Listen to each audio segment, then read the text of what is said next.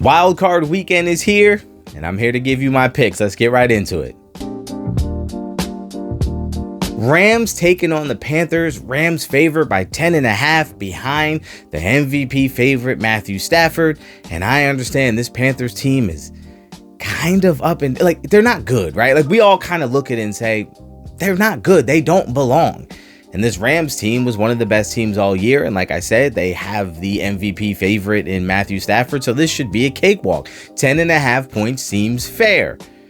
But I'm going back to my golden rule. Any team favored by 10.5, I'm going for the underdog. Double-digit favorite, I'm taking the underdog. I think Carolina has the potential to outright beat the Rams simply because I think Matthew Stafford is not who everyone claims he is. I think he's pretty much a 500 quarterback in the playoffs, and he's a guy that can be great, but can also throw in a stinker from time to time. I think his reputation changed once he got to LA and won a Super Bowl title, but I think he is who he was before he got there. And I think he's a guy who has the potential to give you 1 or 2 in a game.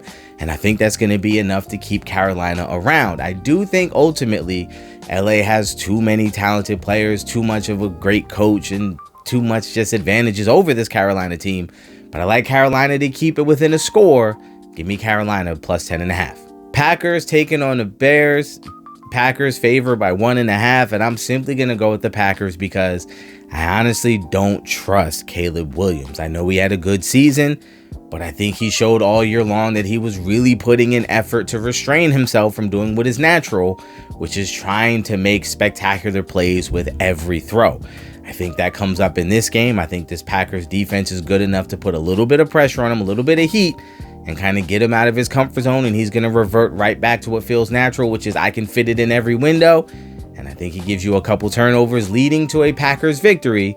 Give me the Packers minus 1.5. Bills taking on the Jaguars. Bills favored by 1.5, and I'm going to be honest with you, I watched NFL all season long, and I had no idea the Jaguars were good. I know they were winning games, but I never really paid it much attention, never paid it much mind, never really put them on the level of they can be Super Bowl contenders. I just don't think they are. I think Trevor Lawrence, kind of like Caleb Williams, had a really good year this year and kind of showed some stuff and maybe made you feel like, oh, that's the guy we thought we were getting. But I think at the end of the day, he's still Trevor Lawrence, and I think he's going to give you some, just like Caleb Williams will. I think there's a lot of similarities between these two teams. I think the Jags had a great year. I think they showed a lot of promise. I'm happy for that head coach.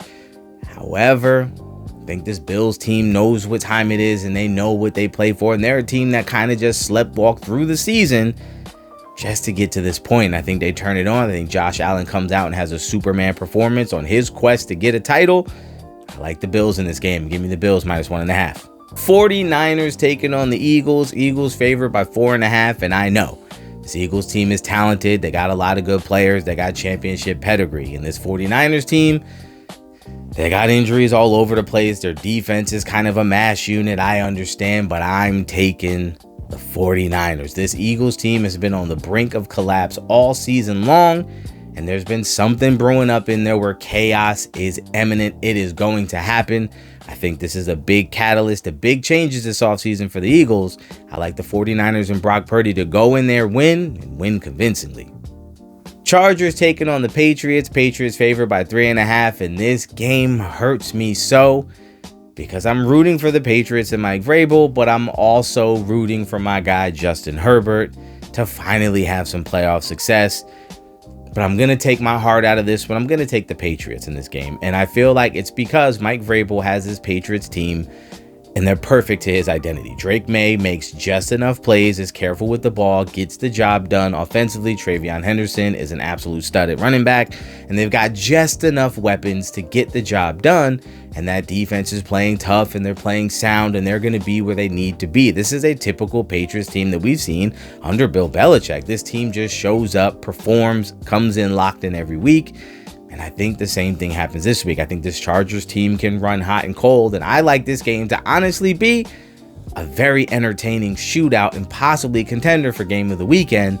But I'm going to go with the Patriots. Give me the Patriots minus 3.5. Texans taking on the Steelers. Texans favored by 3. Look, the Steelers are a banged up group. They're old. What can Aaron Rodgers bring to the table? Receiver wise, they don't have any weapons.